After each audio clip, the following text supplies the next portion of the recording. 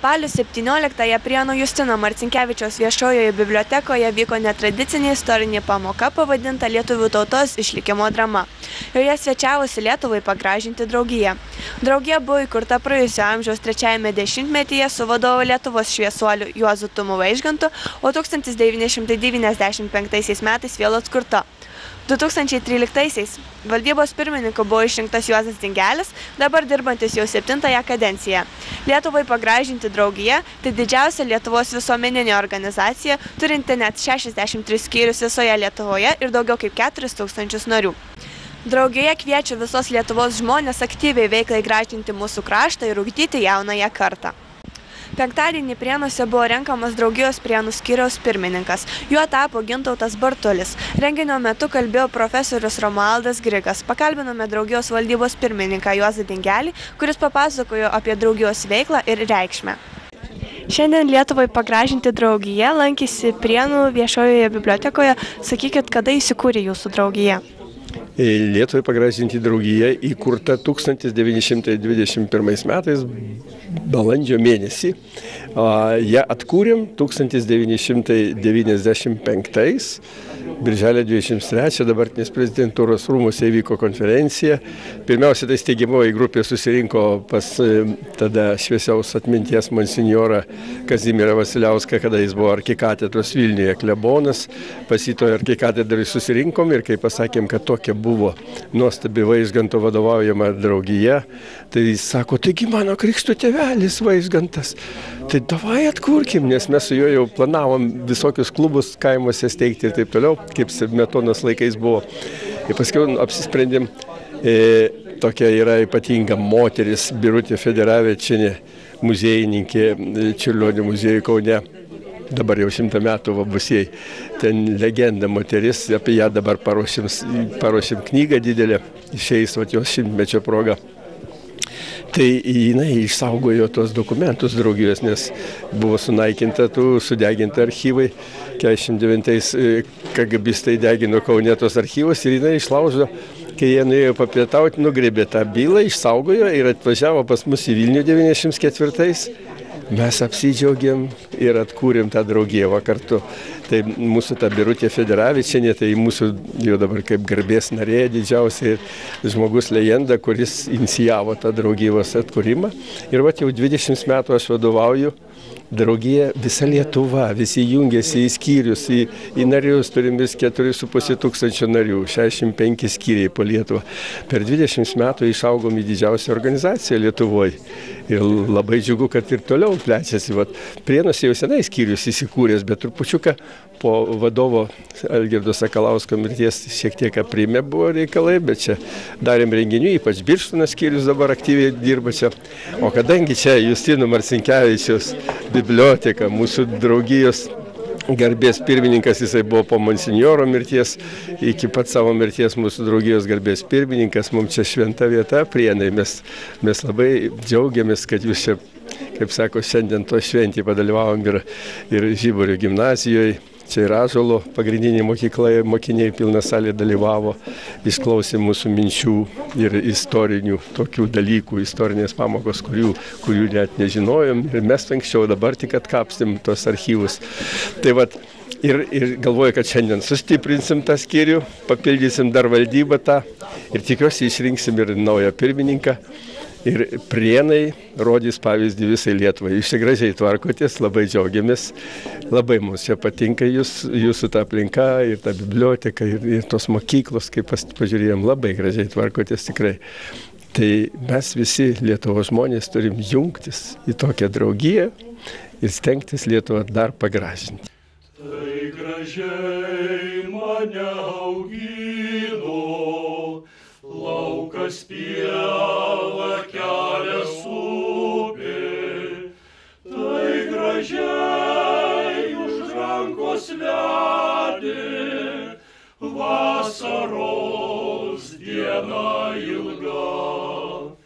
Tai gražiai už rankos vedė, vasaros diena ilga. Tai gražiai O papasakokit, kokią veiklą jūs vykdote būtent pagražinti Lietuvai?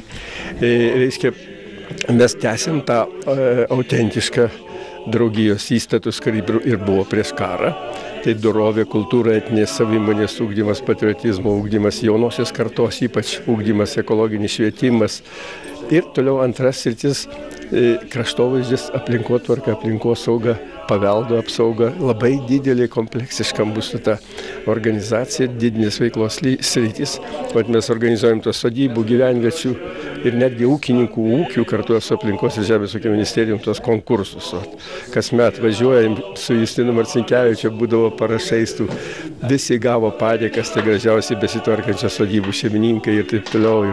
Ir mes dabar darysim sekančiais 15 metais respublikinį tą didelį konkursą sodybų, gyvenviečių ir ūkininkų ūkio apžiūros. Ir vėl važiuosim po visą Lietuvą. O šiandien turėjo būti Pakruojyje, ten didžiulė šventė sodybų apdovanojimų, kaip kasmet. Kaip, sako, jūs net važiuosi, sako, kad suplanavom Prienuose 2 renginiai. Tai važiuosim, bus ten Tvarkdaraičio dar šventė, lapkričio pradžioje, tai ten dar apdovanojimus teiksim. Tai baisiai daug tų darbų, kai 65 skyriai, mes darom 10-12 renginių kiekvieną mėnesį, važiuojam. Tiesiog nenorim išduoti tų idėjų, kurias pagimdė tie mūsų šviesuoliai anksčiau. Minėjot, kad šiandien lankytės Prienų mokyklose, papasakokit, ką mokiniai sužinojo šiandien naujo iš jūsų. Šiandien Žiburio gimnazijos pilna salė buvo ir taip ir vadinasi lietuvių tautos išlikimo drama ir ta istorinė pamoka ir susitikimas su profesorium tokio pat pavadinimo knygos autorium, profesorium Romualdu Grigu ir su mūsų draugijos valdybos nariais. Mokiniai klausėsi, net ir musė zvimbiant nesigirdėjo, labai įdomiai klausėsi ir labai pavyko renginys. Mes džiaugiamės, kad ir tose mokyklose įsikurs Lietuvoje pagražinti draugijos būreliai. Taip kaip ugdysim jaunimą, prisidėsim prie to ugdymo, kad jie neišduotų idealų mūsų Lietuvos, kad jie taptų tikrais Lietuvos kūrėjais ir neišvažiuotų iš Lietuvos, o čia viską atiduotų savo žinias, išmintį, taip kaip ir tada darė. Kaip obelis mamyt palinkus, galva baltųjų jazminų, dar neseniai supai man lingia, dabar gyvent jau išeinu. Dar neseniai supai man lingia, dabar gyvent jau išeinu. Visiškai skirtinga nuo vakarų, nuo rytų, nuo tų Babilono, nuo Asirų, nuo Judėjų. Mūsų kultūra buvo grindžiama dvasinės kultūros principais. Ir tą yra aprašęs, pabrėžęs Herodotas prieš Kristaus gimimą, gyvenęs 400 metų, kuris laikomas istorijos tėvu. Ir galiu dar tik tai vieną tokį epizodėlį gyvybingą pasakyti apie Jotvingių Sūduvių kunigaikštį Skomantą. Gal kas esat girdėję jo pavardę.